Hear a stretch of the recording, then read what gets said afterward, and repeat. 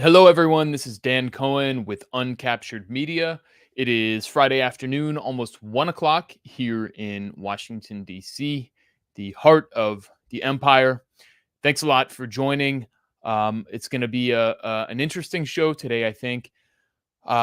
We are in a period of what I would say is maybe unprecedented turmoil or change around the world, depending on how you might look at it. Of course, with the ongoing Gaza genocide, Benjamin Netanyahu is currently in the United States. Just met with Kamala Harris, Joe Biden, and was applauded by basically every member of Congress, and opportunistically boycotted by a few who still support Biden, the genocide enabler. He's now in Mar-a-Lago with Donald Trump.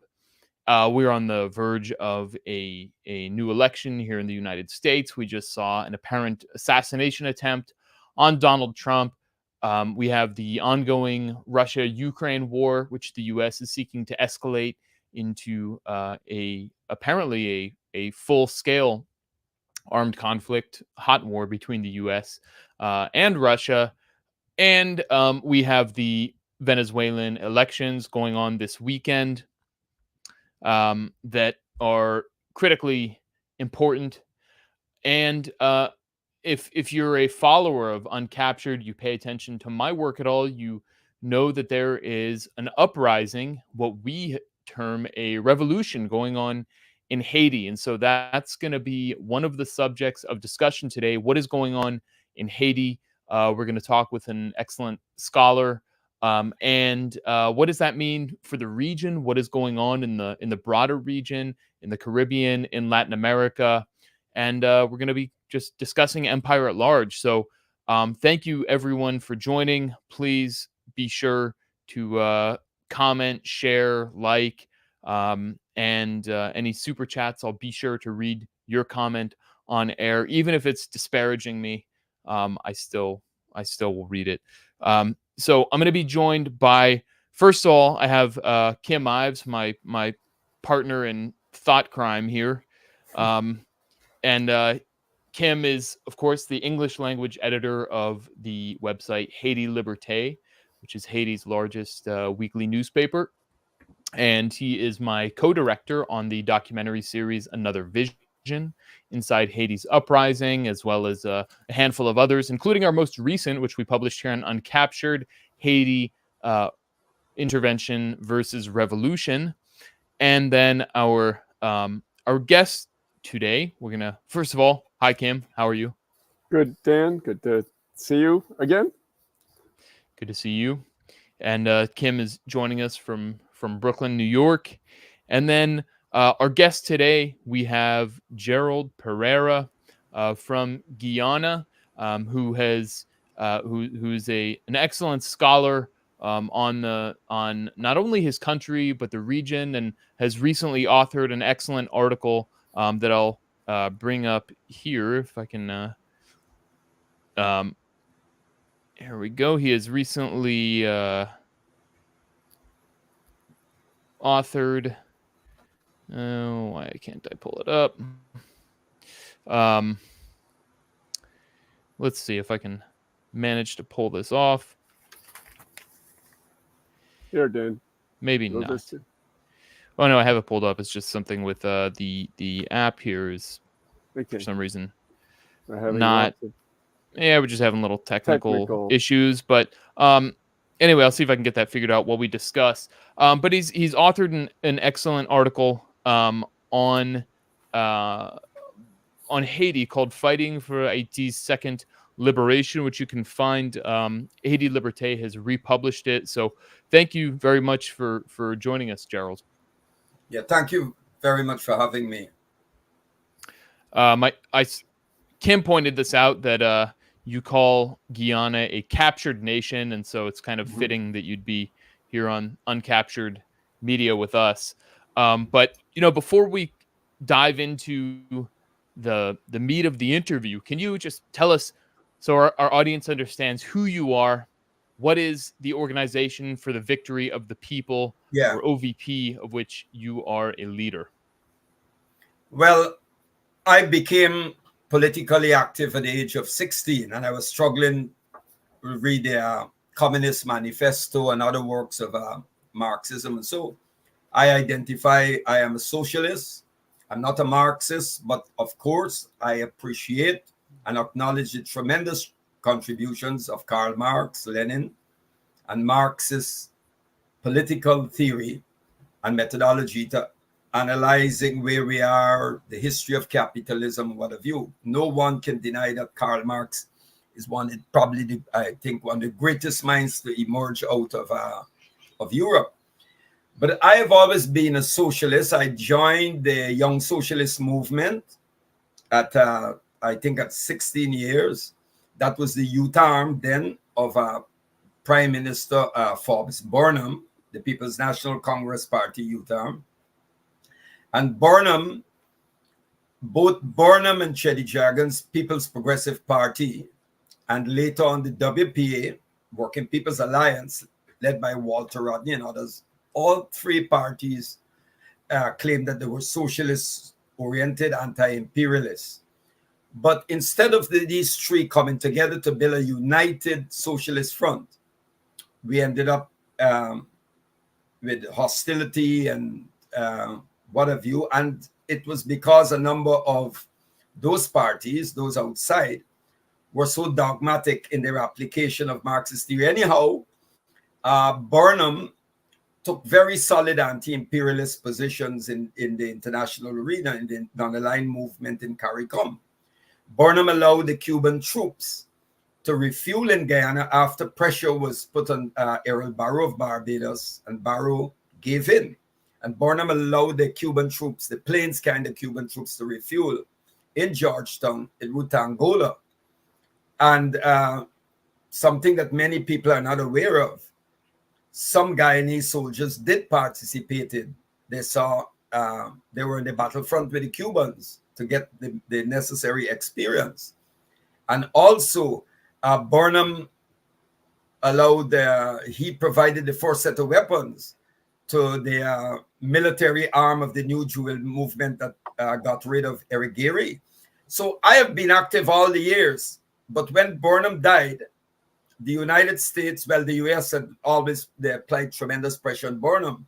So when he died, the IMF stepped in, the World Bank stepped in, the US State Department, and tremendous pressure was put on the new president, Desmond Hoyt, and he caved in. He privatized, liberalized the economy, sold out strategic state assets to the big businessmen, both to foreign businesses and local businesses. This is what year, Gerald?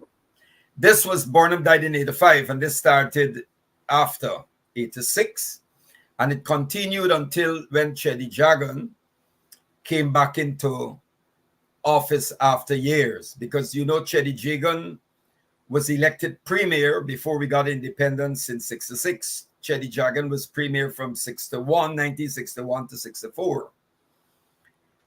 And then we had the riots and all of that. But getting back to when President Hoyt took over, we went for neoliberal economics. And every president that came in, every party that came in, has pursued neoliberal economic policies. Even Cheddi Jagan, who was the first Marxist, self-professed Marxist to be elected, that won an election, long before Salvador Allende in Chile. Mm-hmm.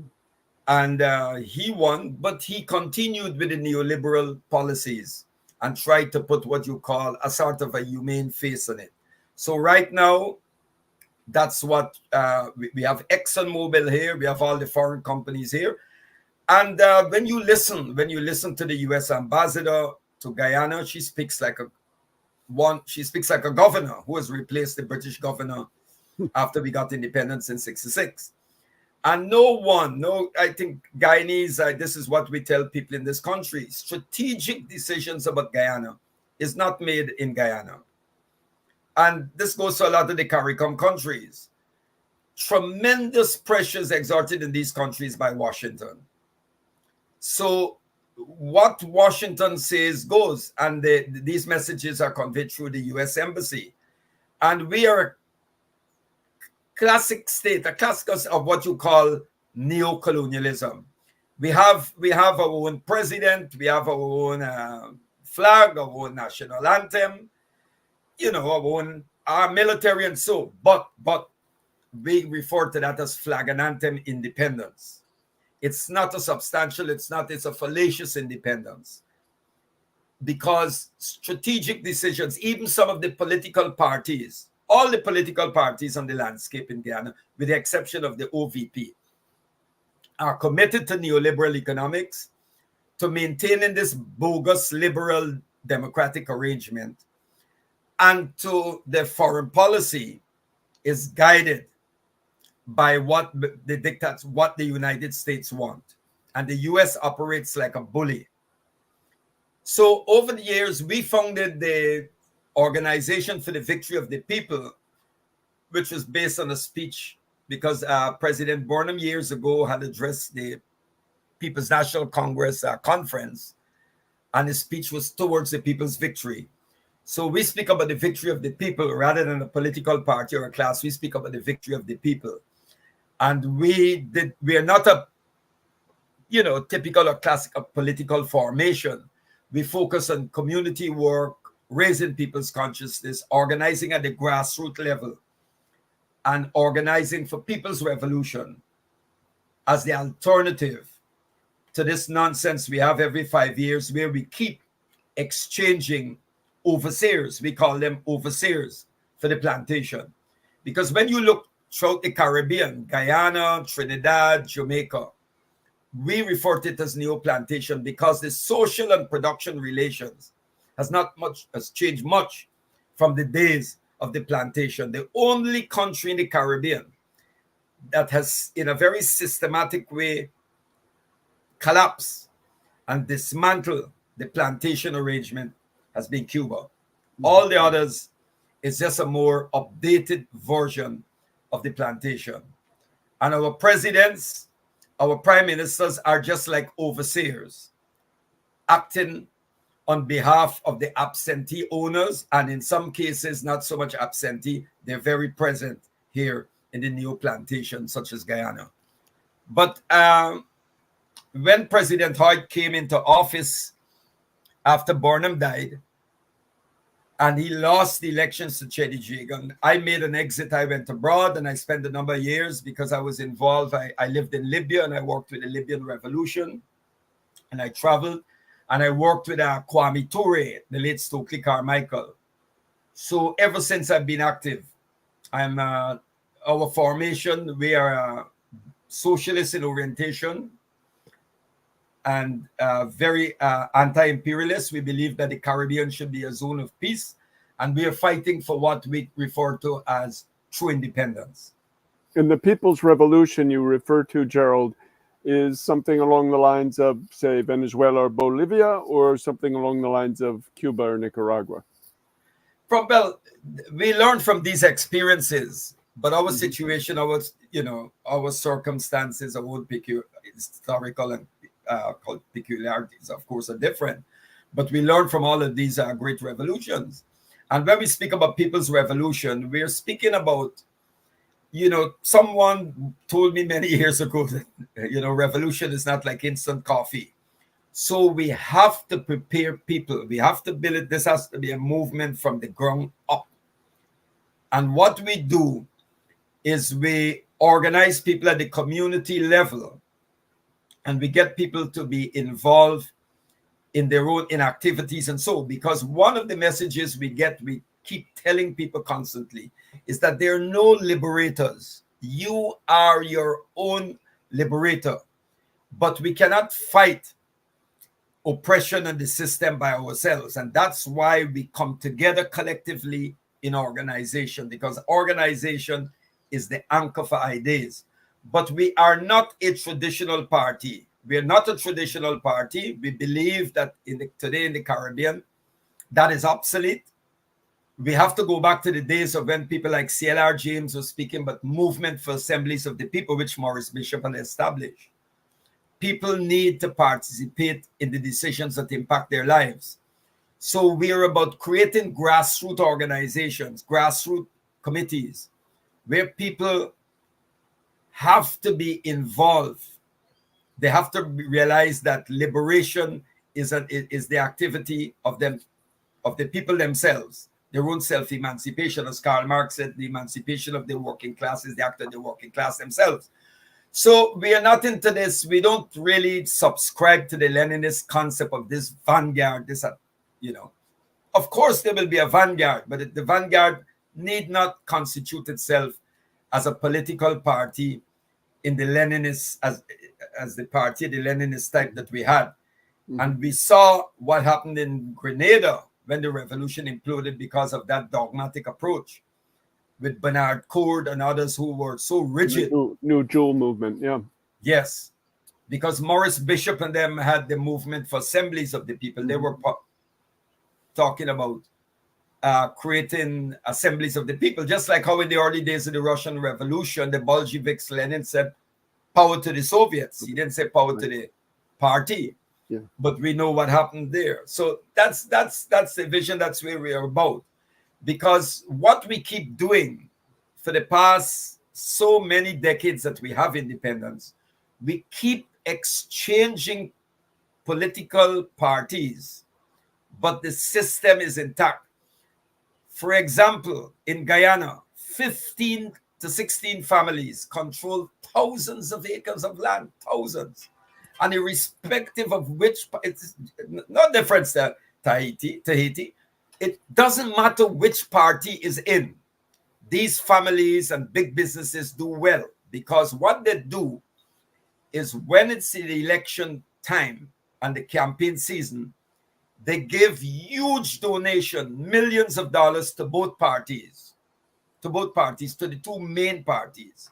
So whichever party wins the election, big business are the winners because they will be the recipients of cheap land, contracts, tax breaks, concessions, and all of that.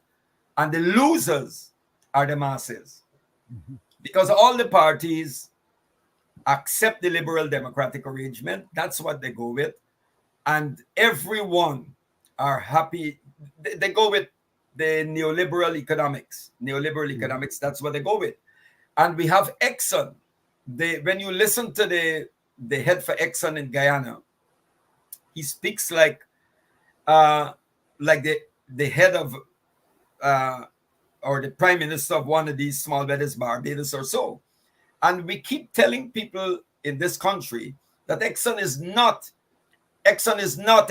is not an ordinary company. It's an arm of U.S. imperialism. What Exxon is doing in Guyana, they were doing in Venezuela. And Chavez and the Bolivarian Revolution reined them in. And after when they were kicked out that the U.S. applied sanctions in Venezuela. So we hear talks about renegotiation of contracts and all of that. And we said none of them are going to renegotiate the contract because what ExxonMobil says goes. And in fact, one of the parties, the Alliance for Change, which is a party that was in a coalition, the last coalition government with the People's National Congress Reform, which was originally founded by Forbes Burnham, but has strayed everything from the original PNC that Burnham founded.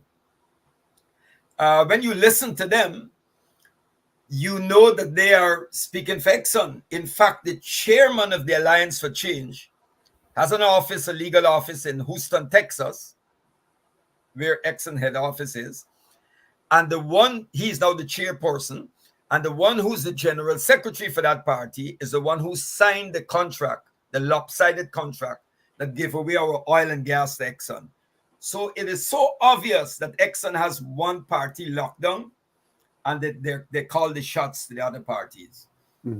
And I just want to share this with you. Last year, Exxon, they hold what is called these public consultations. And they have one coming up in 2 weeks. Well, they held one last year around November. And a number of us from the Organization for the Victory of the People, we turned up at it. And I took to the floor. And what I said to them was, one newspaper said that if a pin had dropped in that hall, anyone could have heard it. And another newspaper said, political party leader makes it uncomfortable for the developers. We told them what they never heard, because we are anti-imperialists. We would not allow Exxon or any external agency or imperial power to come into Guyana and dictate us. And of course, we pay the price for that. I cannot transit certain places. I don't have, the US would not give me visa. And when I travel, I'm pulled over at certain ports. That happens. But that's the price you pay. Sekou Touré once said, the great revolutionary from Pan-Africanist from Guinea-Conakry, he said, if the enemy is not bothering with you, then you're doing nothing. But if he is paying attention to you, irrespective of your size, then you're doing something that the enemy doesn't like. So we're in that camp. We're in that. Well, your piece in Haiti Liberté certainly was something that is fighting for Haiti's second liberation. Let me pull it up. I think I've got the. Well, in Guyana, we are fighting for our second liberation through independence. Well, yeah. That's okay. Here we have the piece. So here is his piece in Haiti Liberté, fighting for Haiti's second revolution, where you propose a sort of alternative interpretation of what's going on in Haiti that kind of is along the lines or fits well with what Kim and myself and Haiti Liberté have been saying, and we've been sort of attacked and smeared and a lot of ad hominem attacks for our position on Haiti. But go ahead, Kim.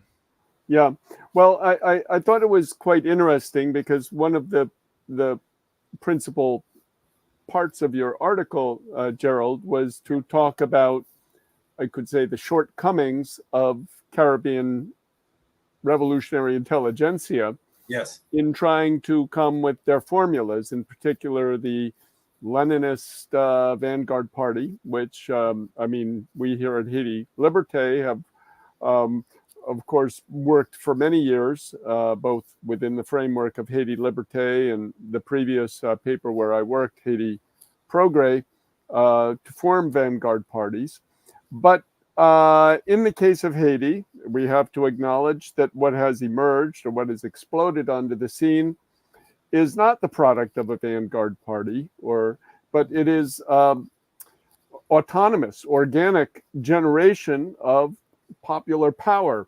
And I feel your piece captures that very much. And so if I can give you the floor for a minute just to sort of present your thesis as you put it in the piece.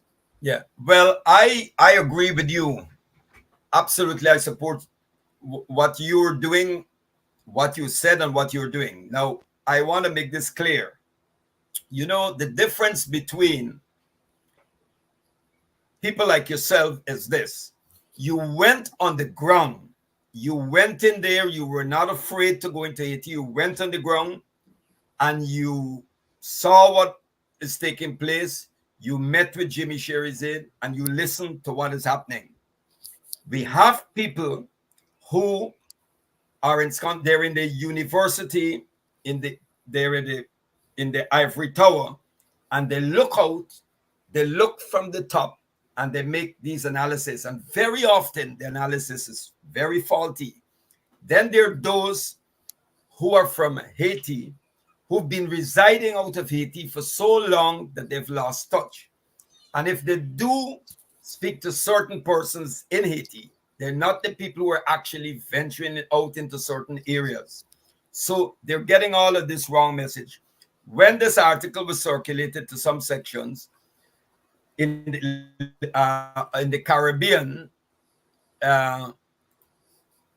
when it was circulated, activists from Trinidad sent me a text saying I should be careful with what I'm saying and circulating. So I let them have it, because these are the people. That's why the left, and I make no sense without any apology, the left in the Caribbean is almost non-existent. And when I say I'm speaking of the Caribbean here, I'm speaking about the English-speaking Caribbean, Mhm.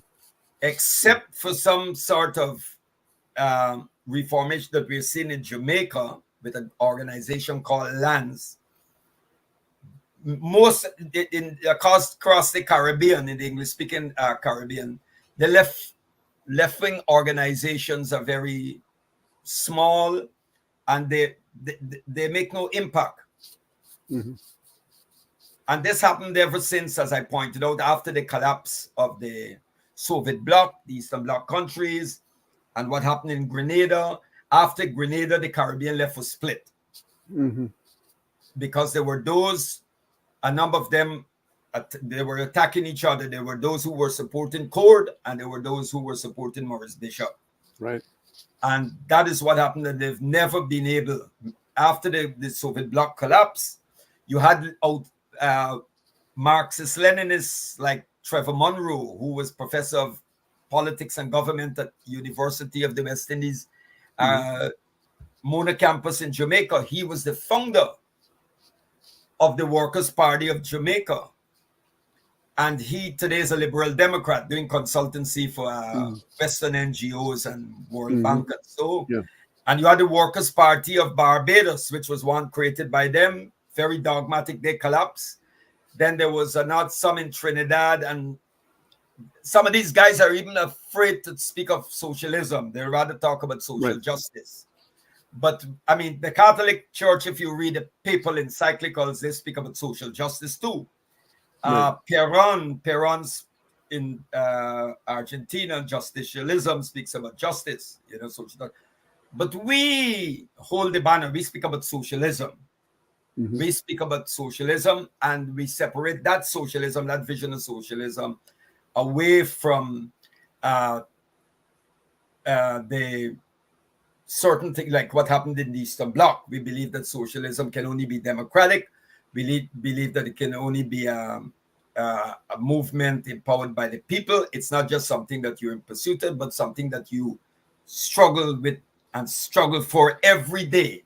And it's also an ethical, it's also ethical, because I can, when I look in the Acts of the Bible in the New Testament about all things in common, and I go to the Quran and to the Sunnah and the Hadith of the Prophet, I see the ethical basis for socialism. No one today, no serious, if you claim that you're a follower of Christ or you believe in the message of Jesus, as well as in the message of the Quran, even in the teachings of the Buddha, and that's why you have the large sections of the Buddhist communism in Southeast Asia. No one can say you can't be a Christian, profess Christianity, that you're a Christian or a Muslim, and you don't, and you defend neoliberal economics. It's a serious contradiction. It's a serious contradiction, and that's why we speak about this liberation theology. There's Islamic liberation theology and the Christian liberation theology that emerged out of Latin America with Bonino and Gustavo Gutierrez, and in the United States, the Black liberation theology of James Cone, that's been socialist in orientation and so on. This is one of the things that the left also made a big mistake about, because Caribbean people are very religious people. And the left allowed the right-wing forces to hijack the Christian message and to use religion, as Karl Marx rightfully said, as an opium or opiate to the people. So we are saying, no. We are going to recapture the liberatory messages of these faiths and challenge the right-wing fakes, the bogus prosperity preachers, and those theologians who use the scriptures, whether it's Islam or Christianity or any other thing, to justify, to defend the status quo, and to justify oppression and exploitation. We are not going to, we don't see the ground today. And I want to get back to Jimmy Cherizier in Haiti, but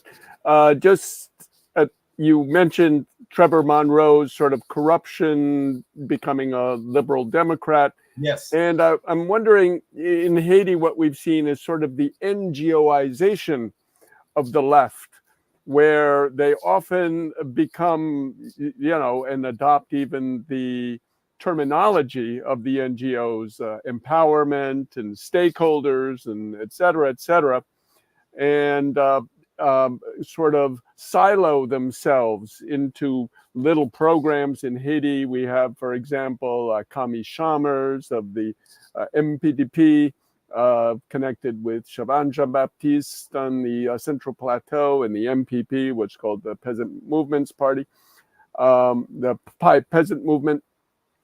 And they are, for all intents and purposes, NGOs, and sort of connect to some extent with the current of I'll call it an Owenite current out of Brazil, the MST. Yes. And so to some extent, they've, I could say, hobbled themselves with this NGOization. Has that occurred in Guyana as well, for example? Yes, you're absolutely right. This is what we're witnessing. The left has been NGOized. Even the Pan-African movement. Recently, 2 years ago, we had a meeting in Barbados, and the African Union Commission on Reparations was part of it, and it was on the second to last day of that 5 days of meeting that I discovered that the George Soros Foundation was helping pay, was behind this thing. Yeah. Had I known that, I would not have been there. Good. Then we have the IRI. They're heavily involved in Guyana, the National Endowment for Democracy. And these people are careerists. They're careerists. They're not about transforming the system. They make a career of it. This is the petty bourgeois, the petty bourgeois left. And we're witnessing not only the NGOization, the NGOization and the neoliberalization of the left and the Pan-African movement. This is what we have. So they're not, some of them now some are diplomats, some are quite happy to just, they just go to a little conference here and they talk. World Economic Forums, yeah. Yeah, yes. Social but there forums, is no, and they're getting money. I know the European Union office, the European Union office in Guyana transferred 450,000 euros, I think 2 years ago, to an organization in Guyana that is involved in land issues and all of that. And, it's at the end of the day, the people who they're supposed to be representing or struggling, or they're fighting with or fighting for, they know nothing of it. Right? These people travel on first class. Some who are talking about climate change, and they travel first class. They don't travel economy. They travel first class, business class. They go business class and that type of thing. So we have that. So you're absolutely right. And when you have uncaptured media going on the ground to see what is happening and talking to those who are involved in struggle. These people want to target you and dismiss you. We know them. And I can assure you, many of them are doing nothing. Many of them are doing nothing. They've been residing out of their country for years. They're out of touch with what is happening. And do you think, to some extent, their hostility towards Cherizier and the revolutionary forces of the G9 are because that movement sort of undresses them and shows what phonies they are? Absolutely. You're right. You're absolutely right. Because you see, these people believe, who's Cherizier that he could come from behind? That's our role. I'll give you an example. When Thomas Sankara was leading the revolution in Burkina Faso, there was a well-known Pan-African scholar and historian by the name of Joseph Kizerbo. He was a socialist. And Kizorbo, instead of teaming up with Sankara to take the revolution forward and to fight imperialism and so, Kizorbo attacked Sankara because it was like, hey, you're a soldier, you're a military man, you come and you make coup, you don't know it, this is the intelligentsia leads this struggle. It's a sort of it's intellectual, it's an arrogance. And Sankara, when you go and you read Sankara's book, Sankara Speaks, he used some very unmeasured language for Kizorbo. And Kizorbo's position that he took against Sankara in the Burkinabe revolution dovetailed with imperialism. So this is what is happening. These people believe that they have the right to lead these struggles. But the question is, if they were doing their work, if they were building something solid on the ground, then how come this vacuum was there for the Cherise and the G9 and the so-called some of the, of course there are other gangs and so, but Cherise, right, to fill this vacuum. Yeah, right.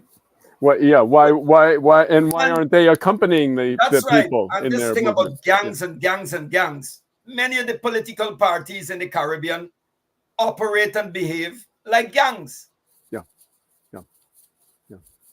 When you see, for example, some political parties have meetings and their supporters will go and break up that meeting. And then another time, another political party have a meeting in a particular area and their supporters will break up that meeting. And the leaders say nothing. They set them up. There's a gangs. And then we have people talking about the havoc that Cherise has wreaked on Haiti. He didn't wreak the havoc. People need to understand the history of this country, that imperialism has wreaked havoc on Haiti. Imperialism and their local surrogates, and those neo-colonial politicians in the Caribbean who Maurice Bishop referred to as yard fowls. One of the phenomenon I notice is there's sort of people tend to, or our critics tend to equate the so-called gangs of Haiti with the foreign invasion, this Kenyan-led but really U.S. controlled invasion of Haiti. They say they're basically the same. In particular, I mean, I think of, I don't know if you're aware of this guy, Kevin Pina, who's been basically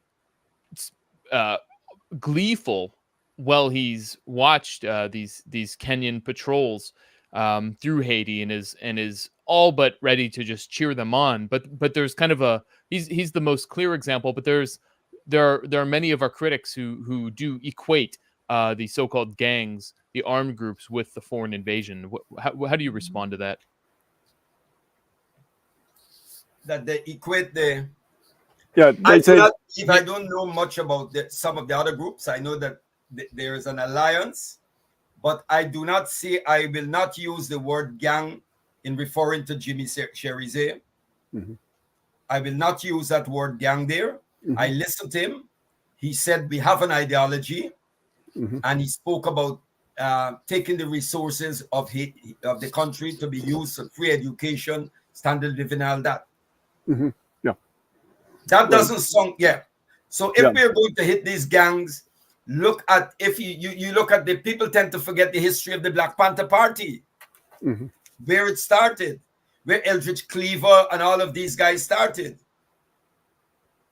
So I believe that when you look at what the Kenyans have always been, to use a word, a phrase that was used by Mao Zedong, called it running dogs of imperialism. The Mao Zedong used that. The Kenyans and the Ethiopians went into Somalia on behalf of the empire.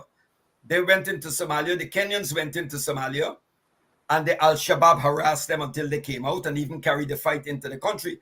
I am not an admirer or supporter of Al-Shabaab.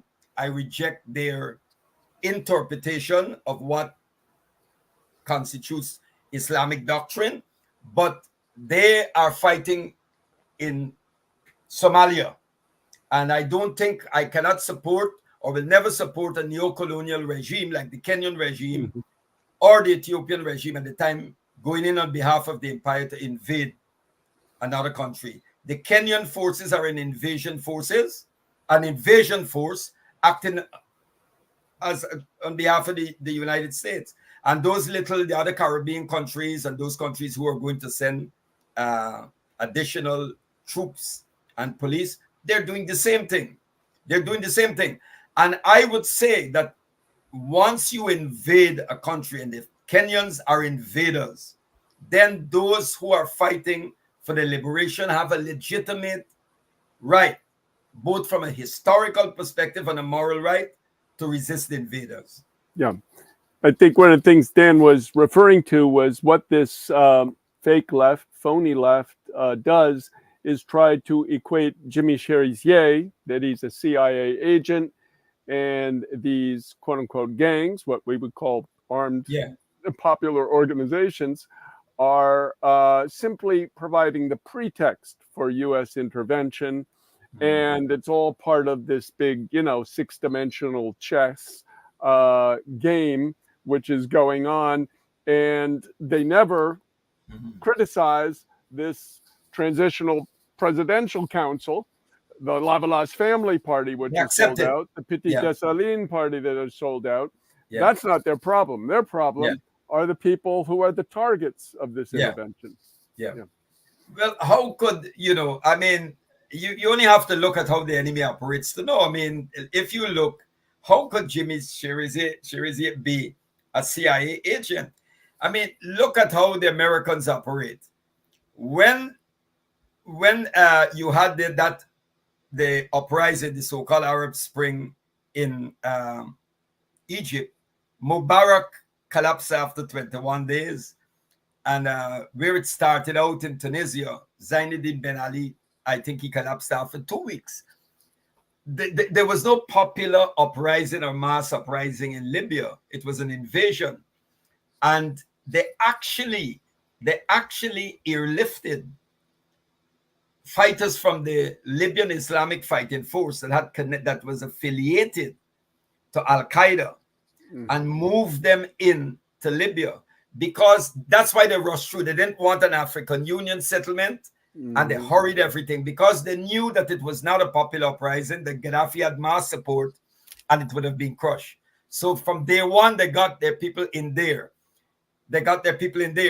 And when you see the United States, what they're doing in Haiti, and that transitional council they put together, and the forces that the black faces of imperialism or white supremacy that are put in, it's completely different. It's different. Yeah. Well, Dan, I don't know if you wanted to go further on that angle, but no, I mean, I think it's part of what you said. There's a couple ways they come at us, Kim. Is one, they say Cherizier is CIA and his goal is to create this chaos. So then there's a pretext for the United States to deploy these mercenaries. And they also just say, oh, there's no difference, as if even if they those who don't say he's CIA or something like that will say there's no difference between the gangs and the so-called gangs, of course, and the foreign groups, even if there is, even if, and we openly admit that not Jimmy Cherizier, but some of the other armed groups who are part of Vivre Ensemble have previously been involved in criminal activity, and some of them may very well still be involved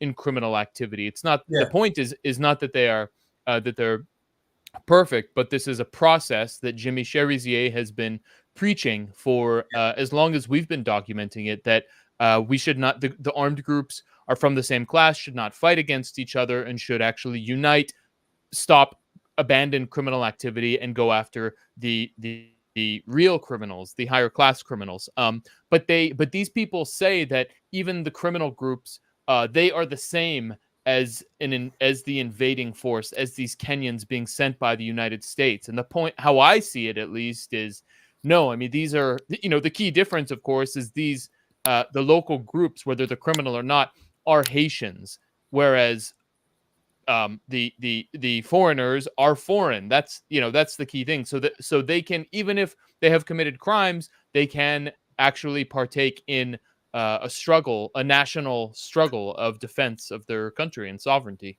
Yeah.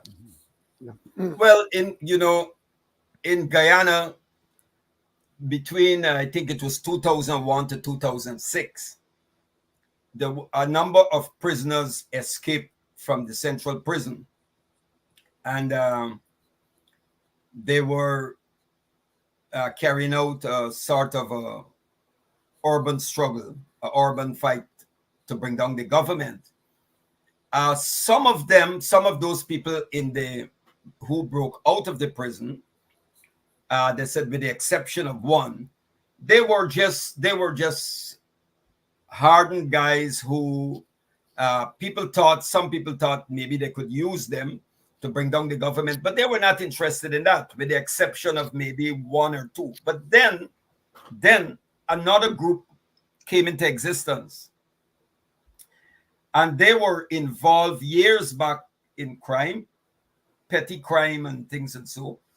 And while they were in prison, they saw the injustice. They saw how very powerful people could use people, including them when they were in the gangs, and do certain things and get away. And these guys actually got politicized. And they were reading, this group that evolved. They were reading Marcus Garvey, they were reading Malcolm X, they were reading Che Guevara, and they were saying that they will not allow any political party to use them, because all the political parties represent the interests of big business.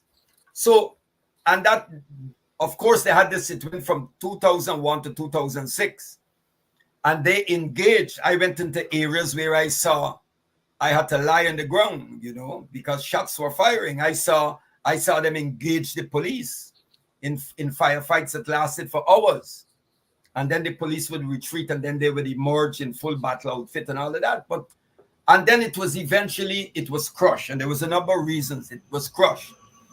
And somehow, of course, they wanted it to, I was a they said that anytime you come out and you support and you can see what is happening, they target you. But I've seen it, so I can understand what is happening in Haiti and where Cherise is coming from. I've seen people transform. I've seen this awakening. And I've seen a disciplined force. I've seen this and become very disciplined. Yeah. After all, we have to look at the Haitian founding father, Jean-Jacques Dessalines. He's been a French general. That's right. Yeah. So, but they left in the Caribbean, as you said. They left the Caribbean, Yes. They have been NGOs, and some of them, they take money from any and everybody. Years ago, we had the Konrad Adenauer Foundation, which is linked to the German Marshall Fund, perhaps. Yeah, but it's linked to the Christian Democrats. Oh, okay. They had an office in Jamaica, and then you had the Ebert Conrad, the Ebert Foundation, the Social Democratic Party, and so. But now it's the people who are running the programs now. The IR, International Republican Institute, US Aid. What they do is they're taking these young persons who are coming out to the university, and they're putting them through what they call these leadership and entrepreneurial programs. Exactly. Yeah. So they make it look as though it's non-ideological and apolitical. Technical and they are problems. very vulnerable. So they go to these training programs. It's organized by the U.S. Embassy. They run some in Guyana, and then they send them to Washington, to the United States, to Washington for about a week or 5 days. But what they're doing is infusing neoliberal ideology into them. So they come back with the whole thing about privatization and all of that, right? And they think that it's apolitical or non-political, but it's not. So they're grooming a whole group of young people to take over this thing, that will defend the existing arrangement. And that's why we run a lot of we have an educational arm, and we run programs. We have classes. During the COVID period, we had some of them online, but we get people to understand why countries like Guyana and Haiti and Jamaica and other countries, despite all these resources we have, natural resources, the state that we're in, the system, right? What is imperialism with what is capitalism? The political parties, the existing political parties don't address that. They do not, there's nothing done to raise the level of people's consciousness. When they have political rallies, it's about alcohol, beer, and music and all of that. So, there's a lot of work to be done. And the left in the Caribbean is not up to it. To be honest with you, the left in the English-speaking Caribbean is spent, with a few, one and two, still holding on and still trying. But generally across the Caribbean, some organizations are one-man bands, and some have been around for years, participated in elections, and don't make an impact. They don't impact on the electorate. Yeah. One of the things we've experienced in our ideological efforts to make people clear on what is happening in Haiti is, one of the attacks that they've taken is a racialist one. That is, Dan and myself as Caucasians have, this is proof positive that Jimmy Cherizier is CIA.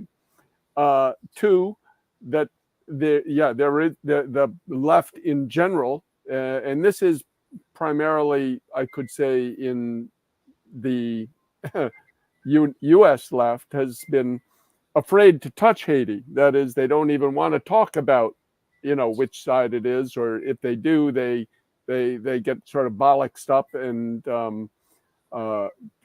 caught up in lots of sloganeering rather than talking about the concrete reality on the ground. And I should say that the racialist attack is more from the ultra left of the Haitian left, in particular. And in the Caribbean, again, there often seems to be an almost allergy to discussing concretely, as you did in your piece, Gerald, the nuts and bolts of this uprising in Haiti. So I don't know if you could address somehow how you see us retaking control of the narrative and breaking the back of this sort of gang, CIA, they have U.S. provided weapons, all these sort of tropes which are used to sort of throw powder into the eyes of people who could understand better, perhaps. Yeah. Well, first of all, those who are going to attack you as white, you're European, you're white. That's a cop out. Let me tell you something. This is where I come from. I believe that the battle on this planet is between truth and falsehood. I've read Ali Shariati, the great Iranian revolutionary. I believe that all those who fight for truth and justice, irrespective of their color, background, or what, they are our allies.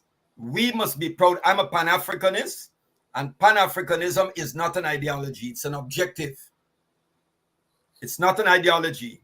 The ideology that guides Pan-Africanism is scientific socialism, not necessarily Marxism, it's scientific socialism. So the unification of Africa, for example, under socialism. We people like myself, we are opposed to white supremacy. We're not opposed to white people. We don't fight or hate or dislike persons because of ethnicity. That's not even the African tradition. That is not what it's about. Good. So if the message of truth is coming from anyone, irrespective of their color, that's our ally. That's our ally.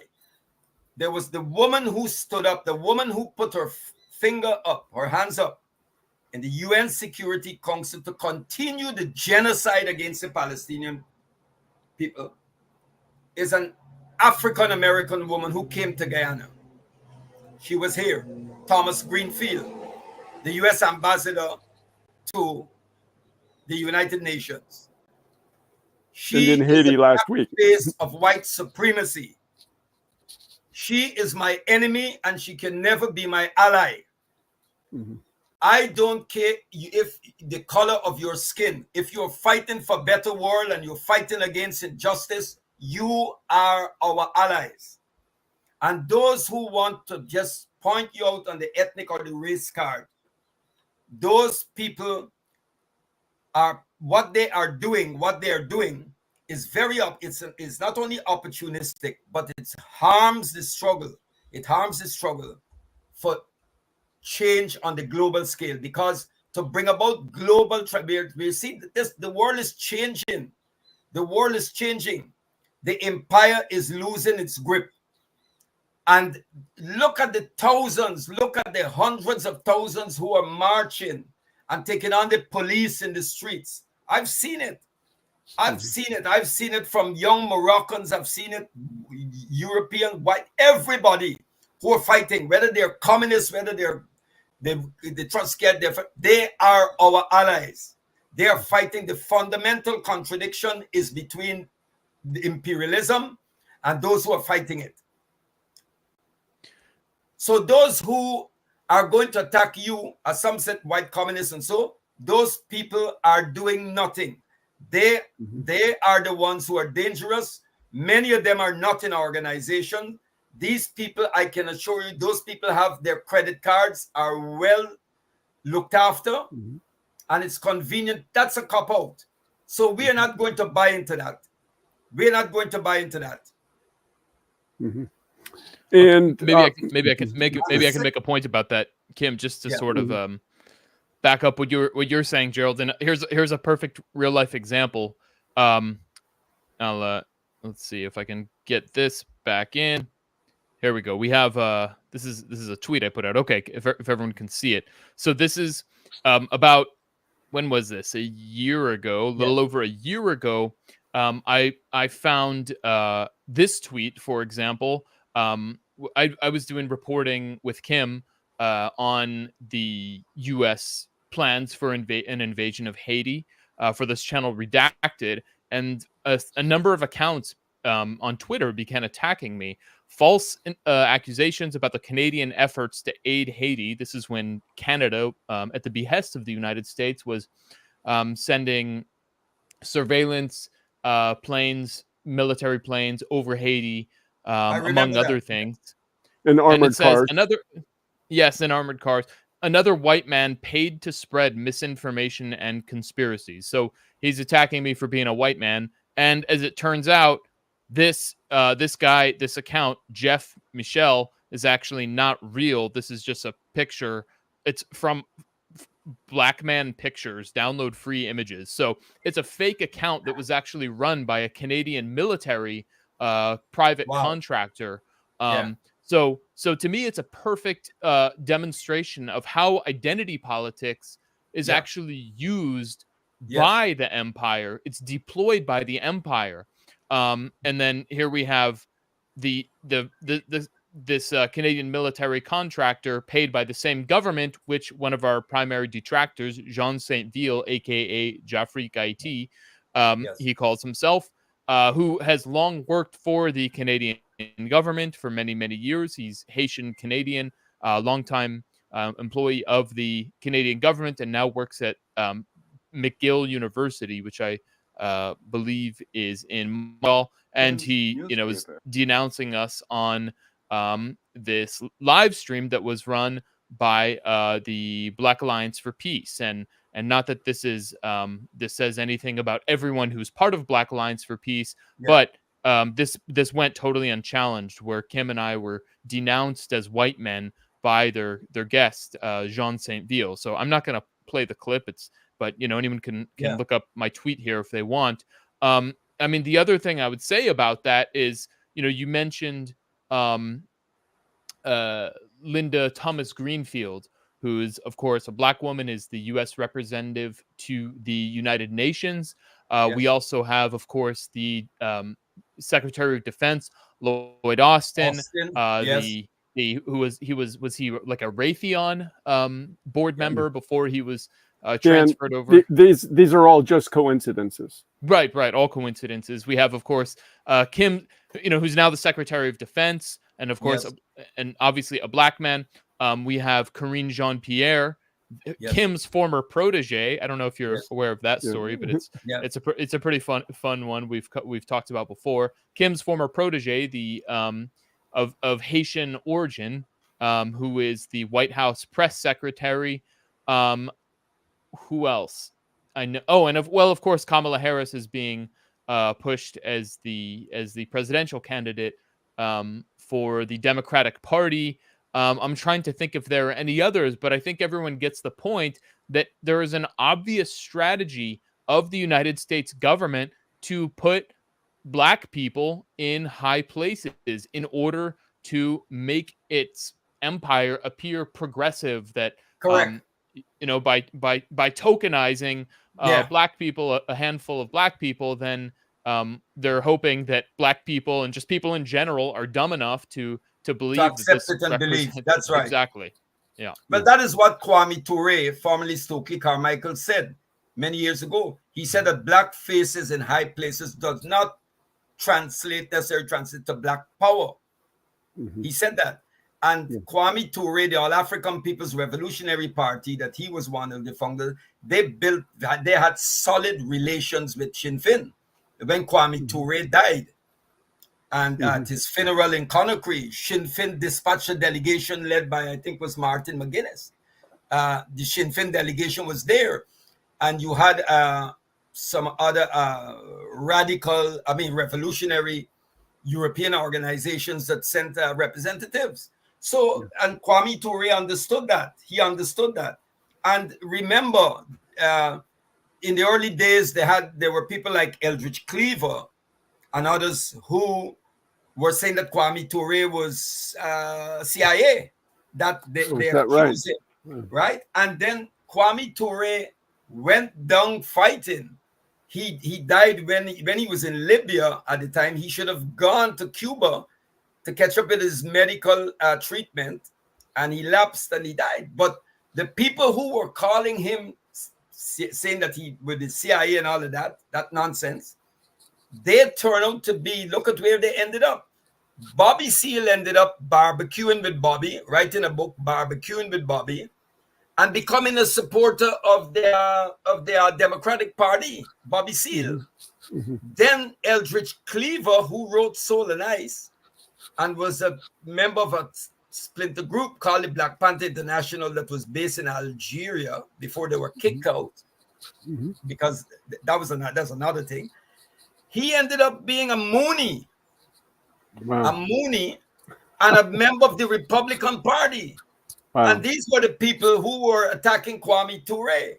And Kwame Ture went down as a revolutionary socialist fighting for what he always believed in. Yeah. So and of course, this is something new. And these people who are going to attack you, what you are doing, what Uncaptured Media is doing, is bringing this is education. This is about information for liberation. This is counter hegemony, counter narrative, the official narrative, because the corporate media, we know the corporate media, they established CNN, BBC, and all these people. We caught them on many occasions how they lie. And, you know, they refer to, I mean, I was listening to one journalist on RT who said he worked with RT. I think it's Rory Suchet. And he said they were told what to say and what not to say, you know. And what you are doing is bringing the story, the real story. This is the media. This is the true story coming in. This is alternative media. Uncaptured media has no axe to grind, right? Mm-hmm. You're bringing the truth as it is to the people. Yeah. And I just should give support the work you're doing. This is revolution. This is, we call work like this sacred work. Yes, the word sacred. Sacred is not something in the church or the temple. Any work that is done to bring the message of truth and justice to people, to open people's eyes, to awake their minds, is sacred work. Because what we are fighting, the empire and all those who are fighting on behalf of the empire, all those who are attacking the forces of truth and justice, are demonic forces. They are demonic. They are demonic. And that's what I subscribe to as a believer. I believe that as we fight this battle on this plane, we are also fighting it on a different plane. And that's why we speak also about the spiritual revolution. This spiritual revolution, because as we change the world, we are also changing ourselves. Because we don't want to overthrow one system and remove one set of exploiters and bloodsuckers only to be replaced with another. No. And that's our conception of what constitutes permanent revolution, which is different than what Trotsky spoke about. Permanent revolution is that I am constantly waging a struggle against myself, against certain things within us. And Islam teaches that. Selfishness, the ego, and all of that. To bury that. And to be that people like myself, that we must see ourselves as servants of the people, to serve the people. We're here to that, to bring that awakening, to help those people to arrive, because they are seeing things. And we have to enter into dialogue with them and discussion to arrive and to unravel a lot of what is seen as mystery or people can't get it. But those groups like what you mentioned earlier on those programs who are attacking you and all of them, those people are not members of any organization. They're talk heads. They talk, they make a career. And the people who are really trying to do something end up being the victims of of what they have to say. And they do not spend that same amount of energy attacking the enemy. Yeah, well, on the contrary, yeah, they're cheering on the transitional. They don't cross certain lines. Yeah, they're cheering on the transitional presidential council. And that's right. So forth. Yeah. We Gerald, we very much appreciate your kind, supportive words. I should say that it's not only uncaptured media, but Haiti Liberté is my, like I said, my partners in thought crime at Haiti Liberté. Kim. Well, I'm one of your partners. Absolutely. I'm supporting you 100%. And I've been asked by our national directorate and members. A lot of people are watching you. There's support for you. Keep up the good work. And we are going to put your thing to our website. Yeah. You are doing excellent work. And the viewers should know I'm the only white American on the Haiti Liberté crew here. But unfortunately, I'm the one with filmmaking training. So that's why I end up. Yeah. I'll leave you with this before we go. Kwame Ture, he said, in speaking about Fidel Castro, he said Fidel Castro was the blackest man at the time. He said he's the blackest man in the Americas. What was he talking about? Yeah. Here was a leader of a country that was prepared to move weaponry that was important for their defense. And they shifted it to Angola and sent thousands of troops to turn the tide to the battle so that Mandela that the apartheid regime realized that the military option was no longer viable. They had to sit down and talk. And that is what led to Mandela coming out of prison. So Mandela said it. Mandela said in their darkest moments when their backs were to the wall, it was Fidel Castro, Muammar Gaddafi, and Arafat that stood with them. Yeah. You know, at the time when Margaret Thatcher said that Mandela should stay in jail and rot, that's where he belonged, and the Western America were supporting. You know, so it's not, at the end of the day, it's about those who fight for truth, and it's about consciousness. It's about consciousness, and I am not going to define any human being by their pigmentation and the color of their skin. Thank you so much, Gerald. That's brilliant. Dan, I don't want to run Uncaptured Media's live stream, but I just think that with the election in Venezuela tomorrow and the Essequibo issue sort of brewing in the background, Gerald should maybe give us just his thoughts on what the coming weeks and months hold for the possibility of war between Guyana and Venezuela.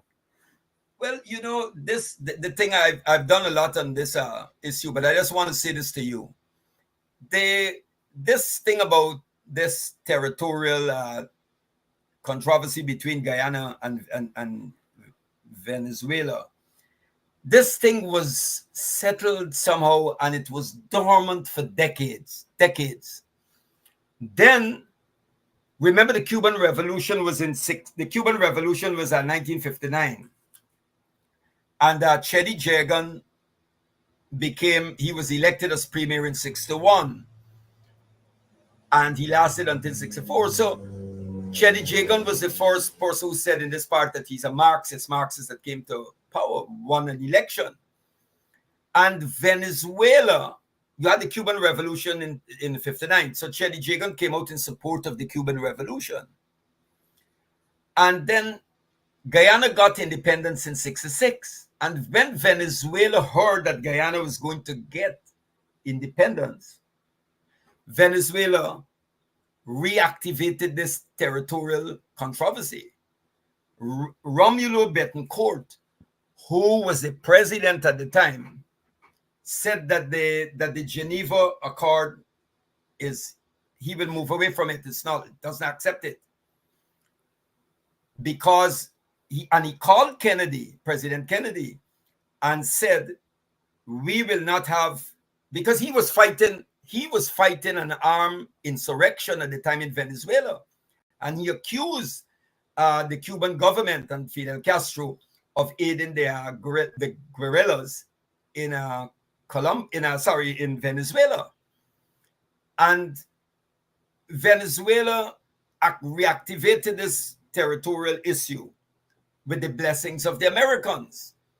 But what people don't realize is, when you look at it from the historical perspective, America has always been in Venezuela's corner on this dispute.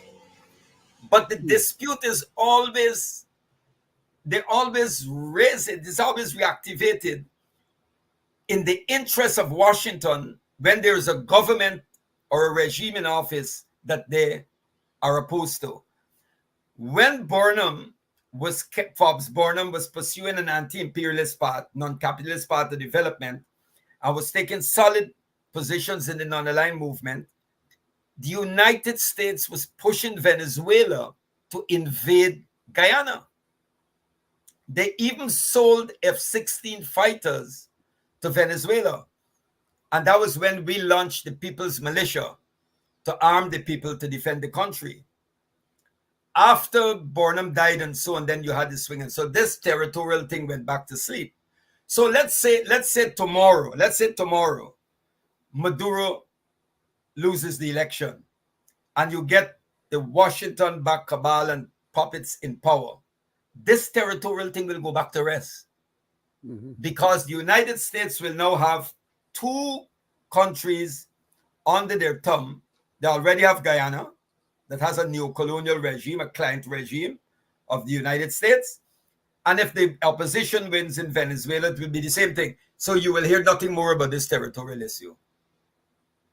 It will go back to rest. But once there is a government that the US is opposed to, it will always be used. When they were against Burnham, they used it in favor. They supported Venezuela. Now that they're hostile to the Venezuelan revolution, they're supporting to Guyana. And it brings you back to what Henry Kissinger said: America has no permanent friends and no permanent enemies, only permanent interests. The whole thing about Venezuela wanting to invade Guyana, that is like the United States is pushing that line. That is what the US is pushing to the government of Guyana, feeding them all sorts of nonsense information and so that they can spend millions of dollars, perhaps billions of dollars in weaponry from the military industrial complex, money that can go into paying teachers more, because we had teachers strike for years going on, the wages, to buy weaponry on the thing that Maduro wants to invade Guyana. Maduro doesn't want to invade Guyana. Why would Venezuela want to invade Guyana? Venezuela's been under sanctions for years, and they apply those sanctions so that the level of frustration will rise, and you can overthrow the Bolivarian regime. Why would Maduro want to invade Guyana when he knows that's exactly what the US would like? Mm-hmm. The US would love that, so they can go in and bomb the hell out of you. Yeah. It's unrealistic. But we do know what the Americans are doing, because we had the CIA director came to the United States. It's the first time that a CIA director came to any Caribbean country in here. Thomas Greenfield, the US ambassador, was here to the UN. Then we had a major general from the Southern Command. And we brought out a fly about it. No military base in this country, because years ago we heard about it. I believe I share the view of those that there is a military base somewhere. I don't know where it is, but I know the enemy, and I have no doubt that they would probably have a base somewhere in this country. And I think the Venezuelans are aware of it. I think friends of the Venezuelans and allies who have the necessary technology to identify such a base would have passed on that information to the Venezuelans. But the problem here is because President Chavez, when he came to Guyana years ago, he said, we need to put this territorial thing aside. He said it was there long before we were born, and we need to work together. Put it on the shelf. Drop this claim, we're prepared for it. And Venezuela was going along with it until from this side, they decided to bring ExxonMobil in to do what they're doing, and to allow the US to, we're a captured state. We are a captured state, and the US want to establish a military base, some would say, but I believe they already have some base somewhere here in this country, because Guyana is a very huge country, 800,000 people population, and the majority of that population is concentrated on the coast, outside along the Atlantic Ocean area. And we have the hinterland areas that you can travel for days and sometimes you will not see anyone. So we don't know where, and it might be off limits. No aircraft can fly over, so that's possible. Mm-hmm. But the whole territorial claim goes back to the days of the Spanish and the British and the Dutch fighting, coming in, committing genocide against the indigenous people and carving up the land. Daniel, it's been an hour and 20 minutes about. I don't know if we want to wind towards a close, or if we have any other dossiers. Oh, you're off. No sound. Sorry, I had my mic muted. Yeah. Yeah, no. If there's any other points that either of you would like to make, feel free. But otherwise, I think we can leave it there. Anything, and any other crucial points that anyone thinks need to be communicated? The one thing that address? is of interest, you spent many years living in Libya, is it? Yes, Yes, yes. and maybe you could, in a relatively brief period, just mention why and what you garnered from that time in Libya. The the Libyan revolution was it was uh, the Libyan revolution was guided was socialist, not Marxist, Leninist, and so they had these the country had a network of what you call basic popular conferences, or what basic assemblies of the people. So if you're 17 years old, you can join a basic people's congress in your area, and that basic people's congress would elect a people's committee, and then you go right up to the general people's congress, which is the equivalent of parliament. But it was the people were making decisions at the base level. So a people's committee was like an administrative unit, but you cannot make the decisions, take unilateral decisions. You will have to take those, what you arrive at, back to the base level for it to be discussed and approved. The same goes right up. And there have been many cases, for example, where Gaddafi himself, I'm just talking about the system they have, right? They call it popular democracy. They are factories and production of things and so were under popular control, committees of popular management. So you had workers ownership, similar to what they had like in Yugoslavia, or what the Yugoslav experiment. But at the end of the year, people benefited from the oil wealth. People, sums were paid into their account. Education was free. Healthcare was free. There was a network of hospitals. People shared in the profits. Like if a company made $200 million, you would take that amount of money. Some of it would be reinvested into the company. Some will go to the national coffers so it could contribute to healthcare and all of that. And then another percentage of it will be divided among those who work, and they call them partners in production. So you were not just a wage earner such. You became a partner in production. Every occupant, the house that you were living in, there was no landlords, right? And it was against the law for someone to rent out a house. Some Libyans had 5-6 houses, but they can only rent the house to a foreigner. If you were a foreigner, you go in and you're working with a company, yeah, you can rent a house. But a Libyan could not rent a house to a Libyan, because if he moved into that house, there's no way you could get him out. Okay. And there was no need for a Libyan to rent a house. Just before the fall of Libya, when I was there, they had thousands of these units of houses. They built these Mediterranean style apartments just to be occupied. But they had a system of direct democracy, and there was no political party.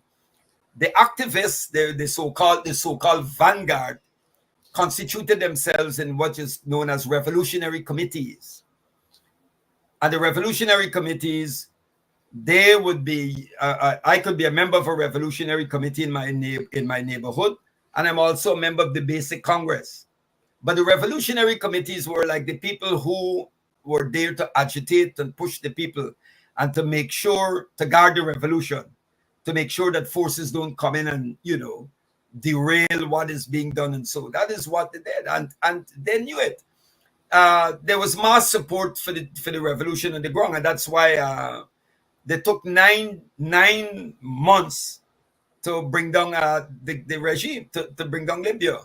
9 months of bombing from the air and cruise missiles, Tomahawk missiles from the Mediterranean in, and you had British and CIA officers on the ground who were directing with sophisticated radio control, directing planes where to hit targets and so. But the people who they backed were never able to win anything on the battlefield. And now something they don't tell you is that there are parts of Libya that is quite autonomous and very much under the control of loyalist forces. There are areas in Libya that is a no-go for the Tripoli government or even liberated zones. Benghazi. Yeah, there are no-go zones, and they're loyalist forces there. Yes, Yeah. but you're not hearing a bit of that because a lot Yeah. is happening. Ukraine Yeah. and Trump and Biden and Haiti and so on. What is taking place? But and Gaza, of course, but they're not paying attention to that. I think it's so important, Dan, that thanks to Uncaptured Media's live stream here, we're able to go into granular understanding of Libya. Yeah. I had no idea about what Gerald's explaining, and also about a lot of the aspects of the Guyanese struggle. It's really been illuminating. But Kwame Ture once said, he said imperialism doesn't lie sometimes, it lies all the time. And why would you believe them? They keep lying and lying and lying. Right. So I love the name. I love this title. I love Uncaptured Media, because we know the ones that are captured. Yeah. Well, we appreciate it very much, and also your analysis of Libya is particularly relevant because if you've read especially on Haiti Liberté, the reporting about the Global Fragility Act, Haiti is the test case for the Global Fragility Act, basically the U.S. Strategy to reassert its dominance in the neo-colonies across the world. Haiti is the test case, and Libya is number 2. So it's all very, very, very closely related, interlinked, these different struggles. So I just want to tell you this quickly. Many years ago, Gaddafi founded an organization called the Mataba, the World Mataba.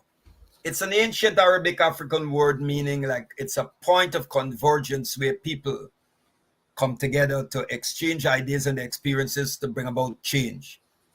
And they had many liberation movements were there, the ANC, the PSC, all of them. And there were a number of comrades, friends, people came from Haiti. And when they were going to Haiti to travel to Libya, for the ideological training and other things, and so there were left-wing folk groups in the Caribbean was telling them, "Why are you going to Libya for that ideological training?" And I went to Haiti and met with some of the guys because there were so many divisions. But the idea was to bring all of them together so you can build a united front. And you know who opposed that? Who opposed it? They were so sectarian and dogmatic. The Marxists, the dogmatic. The push. The push. Yeah. They broke it up. Well, they were very opposed to Aristide's rise, and they were very opposed also to Haiti Progrès, the original paper there's I nothing worked new. at. It's the same thing, Yeah. It's the same thing going on. Yep. Yeah. Fascinating. Yeah. All right. Well, shall we leave it there? I think, this has been fantastic. I think hopefully we can do this again, Gerald. It's been really illuminating. And again, maybe Dan, you should put up Gerald's piece, which is really required reading. I think it's very important, really key. We have been writing about it in Haiti Liberté for quite some time, not just myself, but many of the writers here discussing what is occurring in the revolutionary forces of the G9 family and allies and Jimmy Cherizier. But Gerald's piece really put, as they say in Creole, a lot of serum and medicine into that struggle and that counter narrative to the imperialist narrative. So thank you, Gerald, for that, and thank you for all your experience and wisdom. Welcome. Yeah, I salute the work you're doing. Okay, yeah. Thank you so much. Yeah. And thank you so much. We appreciate your work and your very brilliant analysis and highly informed. And we look forward to doing this again. Yeah. Thank you. Thank you. All the Thank you. best. And thank you Yes. to everyone for listening and who joined in today. Thank you. Okay. Okay. All the best.